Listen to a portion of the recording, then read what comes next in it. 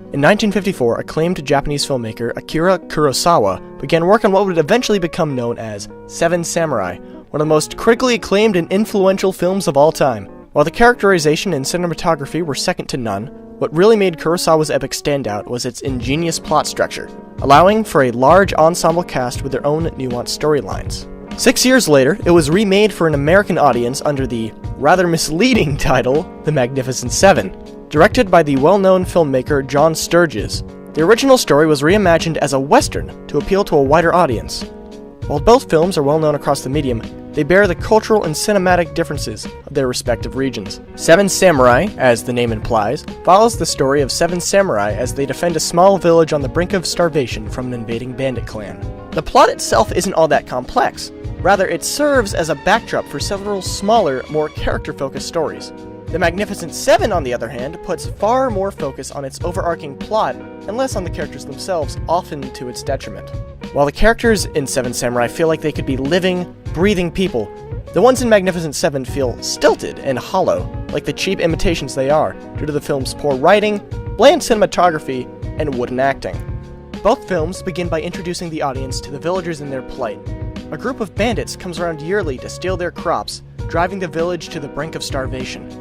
The villagers seek the advice of the resident old man character, who tells them that they must fight to survive.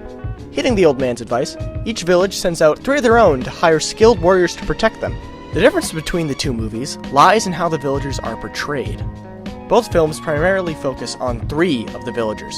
Rikichi, Yohei, and Manzo from Seven Samurai each have their own distinct personalities and goals. The audience grows to care more for the villagers because they are made out to be fully realized characters, with their own subplots that affect the overall story, such as Manzo's obsession with his daughter's safety and Rikichi's search for his missing wife. On the other hand, Hilario, Sotero, and Miguel from Magnificent Seven have very few distinguishing traits. Many of their lines can be interchanged without affecting the plot or their non-existent characterization, and are often seen huddled together in conversations, rather than working on their own. The two films also have very different approaches to establishing a setting. Magnificent Seven gives the viewer a good sense of the layout of the village through extensive use of wide shots and distinct-looking buildings. Seven Samurai struggles in this regard, having very few wide shots. Instead, it tries to give its village a distinctive feel through the actions of the people and the use of reoccurring set pieces. Take the opening scene, for example. It uses a wide shot to show not the village, but the villagers, all huddled together trying to decide what to do about the bandit attacks. Instead of being dry and static like the ones in Magnificent Seven, these villagers react in a variety of ways, all of which are enhanced by creative editing and framing. The film revisits several locations in its runtime, always framed in the same way. The flower scene is a wonderful example of this. We first visit this scene when one of the samurai meets their love interest, and return to it again when they meet in secret. This technique is also used when the old man's house is featured. Scenes in this location always begin with an establishing shot of the water wheel outside his house. When we learn that the old man is in danger, the scene is instead established with a shot of the wheel on fire, and then, after his death, its smoldering remains. While Seven Samurai builds its world through creative characterization and camera work, Magnificent Seven relies on its backgrounds alone. The character of the setting is not the only one that's lost in the remake. Magnificent Seven's characters suffer immensely from a lack of detail. Most of the gunmen in the remake are analogs of the swordsmen in Seven Samurai. Both feature a calm, level-headed leader, his right-hand man, his old best friend,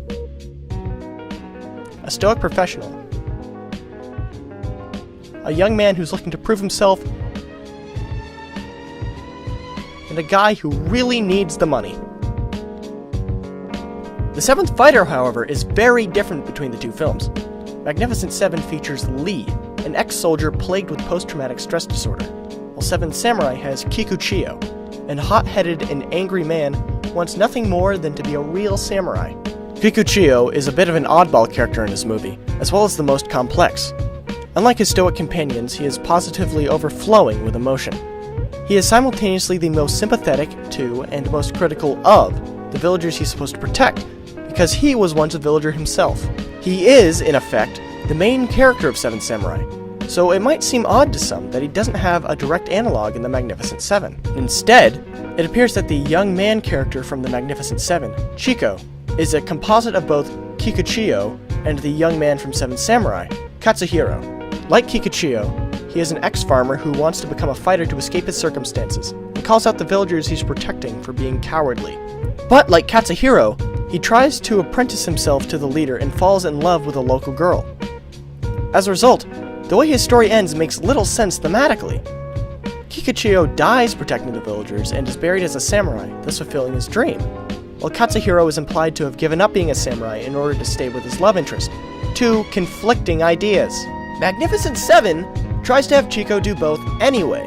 This demonstrates a complete lack of understanding by the creative team behind Magnificent Seven and its source material. The Magnificent Seven also attempts to emulate several story beats from Seven Samurai, and the result is about as clumsy as how it handled emulating the original's characters. In Seven Samurai, one of the villagers, Monzo, is paranoid that the samurai will sexually assault his daughter, so he cuts off her hair and dresses her in men's clothes to disguise her identity.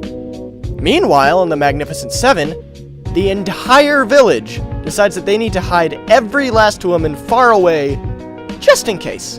Another example is when the samurai discover where the bandits are located. 4 of them go on a mission to burn it down in order to provoke them into attacking the village. When the gunmen discover where their own bandits are, Chico goes there alone in disguise to gather intel.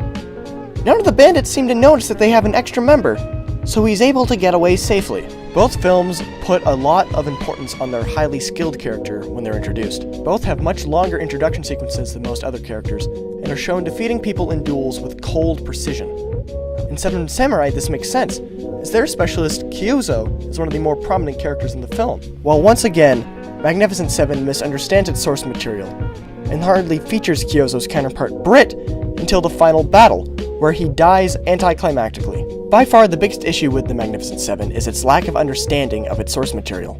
The film was made to be nearly an hour shorter than Seven Samurai, likely to garner more mainstream appeal, but in doing so, lost most of the original's depth and charm. Decisions made to condense the story rob it of its personality and emotional complexity, leaving us with a movie that is lost in translation.